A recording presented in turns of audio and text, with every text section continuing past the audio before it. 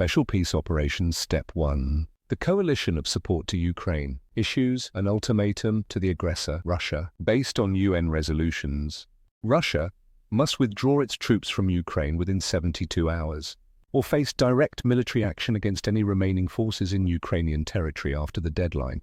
Legality of this action: United Nations General Assembly Resolution ES 11-1, adopted on March 2, 2022, condemns the invasion and demands Russian withdrawal. United Nations General Assembly Resolution ES 11-4, adopted on October 12, 2022, declares Russia's annexation of Ukrainian territories illegal, demands all UN member states refuse to recognize Russia's claims over occupied areas. United Nations Charter, Article 51, recognizes the right to self-defense and the ability to request military assistance. Special Peace Operations Step 2. During the 72-hour ultimatum, Ukraine, with coalition weapons, suppresses as many Russian air defense systems as possible in the Ukrainian territory occupied by the aggressor. Additional notice on Step 2.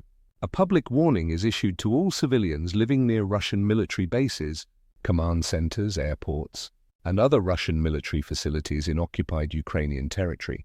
They are urged to temporarily evacuate for their safety all occupied Ukrainian cities. Additional actions on Step 2. Blockade of the Russian Baltic Fleet, coalition-controlled surveillance over the Black Sea, deployment of the coalition's nuclear submarines to strategic positions, nuclear defense systems at maximum readiness. If Russian forces do not begin their immediate withdrawal from all occupied Ukrainian territories, including Crimea, Step 3 will start with no additional warning. Step 3 of Special Peace Operation: destruction of the Russian occupation force in Ukraine. Step 3 must be surgical. The mistakes that prolonged the Kosovo campaign cannot be repeated. From the very first moment, the primary targets must be railways used by the occupying army, bridges, ammunition depots, command centers, including those inside cities in the occupied regions. The goal is to suffocate supply lines to frontline forces until total collapse. The Special Peace Operation is cheaper, faster, and directly resolves the problem caused by the aggressor. It saves hundreds of billions in defense costs over the coming years. If China feels secure with only 300 nuclear warheads, Europe, with 8 SSBN submarines and 500 nuclear warheads, has all the nuclear deterrence it needs. Whether it's 500 or 5,000 warheads, the balance remains the same, and that won't change in the coming years.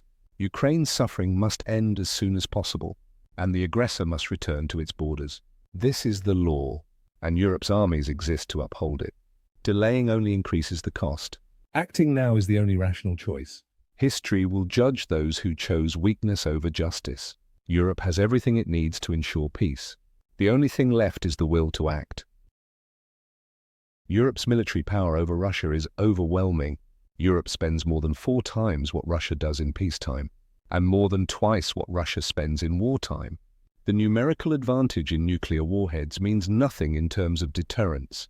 Even if Europe had only half of its current arsenal, Russia would be obliterated. If the determining factor is extinction, why expand armies that are already superior? The problem remains the same. Nuclear weapons exist to never be used. Whoever uses them first commits suicide. Showing weakness now means condemning Europe to a state of war for decades.